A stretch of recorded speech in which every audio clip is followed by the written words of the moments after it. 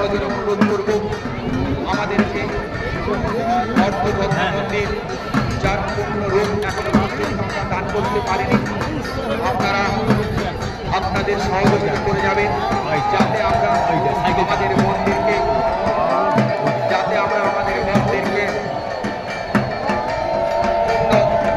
নির্মাণ করতে পারি।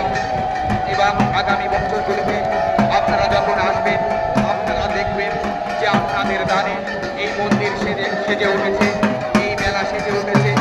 আমরা আপনাদের কাছে বাবা ভোলা যে অকাল মহিমা তুলে ধরতে পারবো, কারণ বাবা ভোলা মহেশ্বর আছেন বলেই আমরা আজকে এগুলো করতে পারছি।